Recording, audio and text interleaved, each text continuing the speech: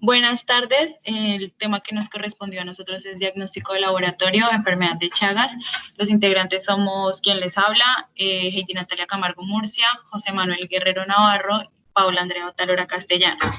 Bueno, entonces iniciamos con la enfermedad de Chagas. Se presenta en forma natural en el continente americano, constituyendo un problema de salud pública que requiere de esfuerzos colaborativos de todos los sectores sociales, especialmente de salud en el área de las personas y del ambiente. La tripanosomiasis americana, conocida como enfermedad de Chagas, fue descrita en Minas Gerais, Brasil, en 1909 por Carlos Ribeiro Justiniano Chagas. Esta zoonosis parasitaria existe en el continente americano desde hace más de 9.000 años. La enfermedad de Chagas es una zoonosis vectorial de carácter crónico en inmunocompetentes y oportunistas en inmunodeprimidos. Dado su evolución, esta enfermedad cursa hacia la cronicidad en personas inmunocompetentes, pasando por 3 etapas: aguda, indeterminada y crónica, pudiendo llevar a causar la muerte en cualquier de ellas. Un 10% a 15% de los enfermos presentan discapacidad como consecuencia de los daños cardíacos o digestivos. Actualmente ocupa el 4º lugar de importancia como carga de enfermedad en América, después de las enfermedades respiratorias, diarreas y SIDA, dado que no existe una vacuna eficaz para prevenir la enfermedad.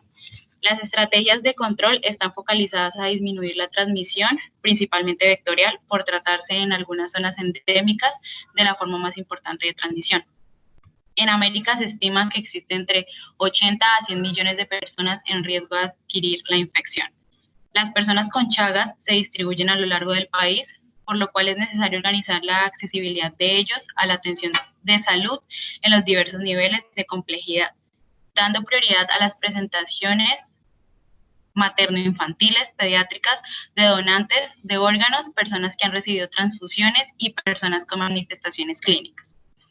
Ahora encontraremos las manifestaciones clínicas y fases de la enfermedad. En nombre, la infección por T. cruzi presenta 2 fases bien diferenciadas: la fase aguda, que dura de 4 a 8 semanas, y la fase crónica, que persiste por el resto de la vida. La fase aguda o primoinfección se presenta de 1 a 2 semanas después de la infección. En la mayoría de los casos es asintomática, pero en algunos sujetos se presentan síntomas leves e inespecíficos. En el caso de que presenten síntomas, pueden cursar con un nódulo cutáneo local que recibe el nombre de chagoma y tienen en lugar de inoculación del triatónimo vector. Cuando esto ocurre en la membrana de la mucosa conjuntival, el paciente puede desarrollar edema periorbital, unilateral, conjuntivitis y linfoadenitis periauricular, que se conoce como signo de Romaña. En otras ocasiones se puede producir fiebre prolongada, mal estado general, hepatoesplenomegalia, linfadenopatía, miocarditis, encefalitis. En un 5 a 10% de los casos sintomáticos se puede producir la muerte. La infección congénita puede considerarse una forma de fase aguda de la enfermedad y suele pasar inadvertida. En los casos sintomáticos puede presentarse fiebre, hepatoesplenomegalia y anemia. La fase crónica aparece después de la fase aguda. Clínicamente es asintomática y puede permanecer latente durante décadas o durante la vida del paciente en un 60 a 70% de los casos, de forma indeterminada. En esta fase los parásitos permanecen ocultos y se multiplican principalmente en células de la musculatura cardíaca y digestiva como forma de mastigota. La infección se puede reactivar con otra enfermedad grave o en condiciones de inmunosupresión severa por trasplante de órganos o SIDA. En un 30 a 40% de los pacientes entre 10 y 30 años tras la exposición pueden aparecer síntomas de la enfermedad de Chagas, siendo las alteraciones más habituales la cardiopatía y la alteración gastrointestinal, megacolon y megaesófago. De estos casos, un 10 a 30% de los pacientes diagnóstico de laboratorio de la enfermedad de Chagas se riera, 84 presentan afectación cardíaca y entre un 5 y 10% afectación digestiva. También se pueden presentar alteraciones neurológicas como la demencia y con el paso de los años la infección puede causar muerte súbita o insuficiencia cardíaca por destrucción progresiva del músculo cardíaco. Entonces vamos a dividirnos entre fase aguda y fase crónica. La fase aguda va a ser el diagnóstico parasitológico, va a dividirse en examen directo, PCR o cultivo senodiagnóstico. En el caso del examen directo vamos a encontrar el examen fresco de frotis, gota gruesa de Strout y microhematocrito. Ahora pasamos a la fase crónica, que vamos a encontrar el diagnóstico serológico. Ese va a pasar a efectuar 2 técnicas serológicas validadas. También vamos a encontrar el cultivo senodiagnóstico y un PCR.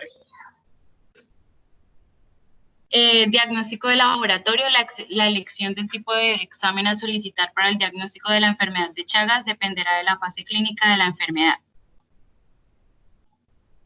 Las técnicas diagnósticas están encaminadas a detectar el parásito o bien a detectar la respuesta inmune que se genera. El criterio para utilizar uno u otro test diagnóstico se basa en el conocimiento o sospecha respecto a qué fase de la infección presenta el paciente.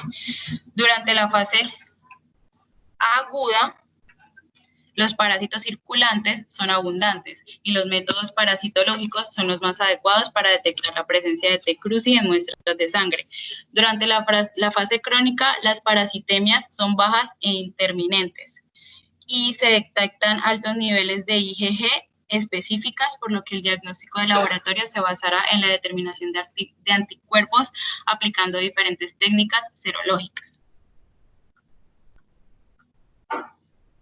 Entonces, métodos diagnósticos para la fase aguda. La aplicación de métodos parasitológicos directos nos permiten realizar el diagnóstico basándonos en la observación e identificación morfológica de las formas tripomastigotas presentes en sangre. Entonces, la aplicación de métodos parasitológicos directos en la fase aguda, encontramos los métodos directos sin concentración previa, que se va a hacer en el examen en fresco. Los parásitos se deben buscar en sangre periférica, entre portaobjetos y cubreobjetos, examinando la preparación inmediata antes de que se seque la gota de sangre, para obtener una monocapa de hematíes que permita observar el microscopio a 400 aumentos del movimiento de las formas parásitas. Se recomienda colocar unos 5 mil equivalentes de sangre en el centro de la preparación. Si se visualiza el parásito, se conforma el diagnóstico y no es necesario hacer otros exámenes. Otras opciones para el diagnóstico directo son el frotis o la gota gruesa a partir de sangre, mejor sin anticoagulantes, y que posteriormente teñiremos con el colorante de Giemsa y observaremos al microscopio a 400 o a 1000 aumentos. Métodos directos de concentración. En muchas ocasiones las formas parásitas en sangre son escasas y difíciles de visualizar y debemos utilizar técnicas de concentración para poder observar. Estas técnicas mejoran el rendimiento de la microscopía convencional a partir de sangre total. Las más utilizadas son el microhematocrito y la técnica de Strout. En área endémica, la sensibilidad de estos dos métodos oscila entre un 85 y 100%. Ahora continuaremos con el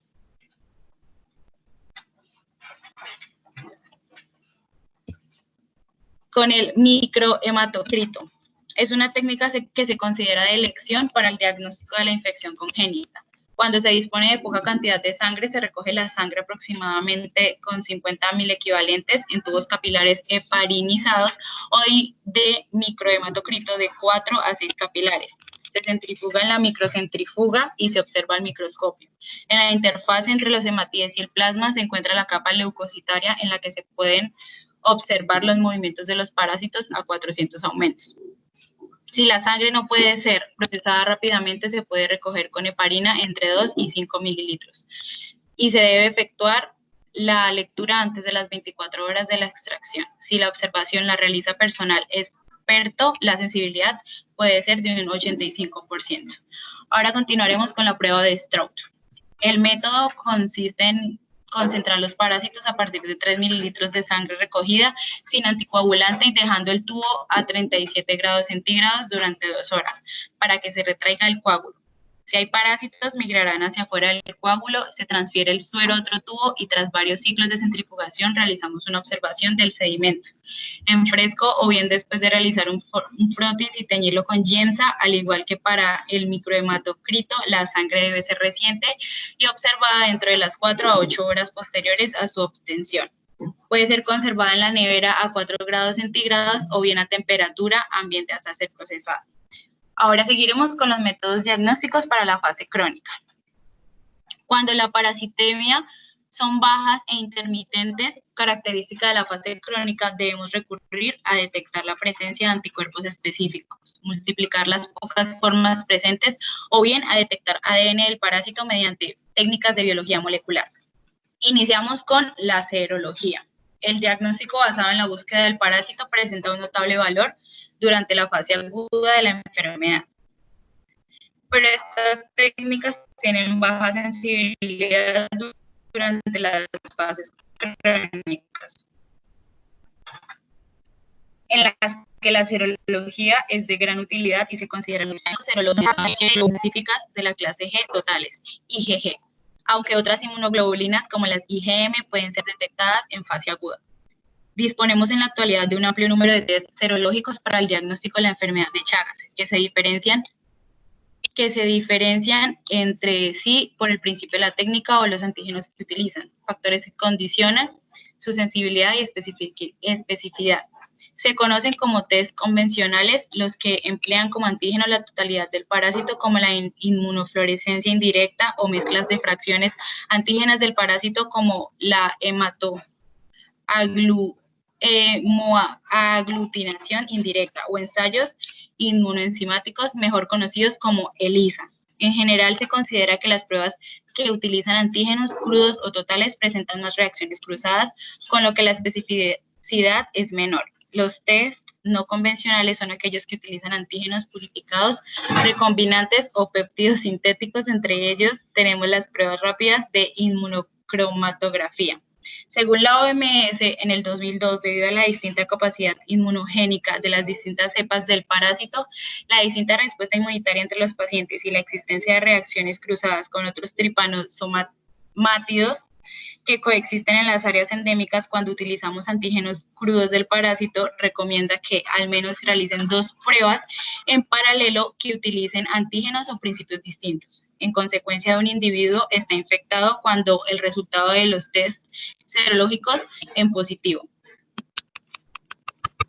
Otros métodos parasitológicos y métodos de biología molecular. Estos pueden ser utilizados en cualquier fase de la enfermedad siempre que la parasitemia sea baja y no se detecte por otros métodos. Se indican cuando hay dudas diagnósticas o cuando se requiere el aislamiento del parásito para estudios de investigación. Habitualmente se emplean 3 métodos: senodiagnóstico, el cultivo in vitro y la PCR. Iniciaremos con el senodiagnóstico. Este es un procedimiento que utiliza el propio vector para que en su interior se produzca la multiplicación consistente en utilizar unos 40 reduvidos repartidos en 2 frascos cubiertos por una malla de tela que se ponen en contacto con el antebrazo o piernas del paciente durante 30 minutos, tiempo suficiente para que se produzca la ingesta de sangre por los triatominos.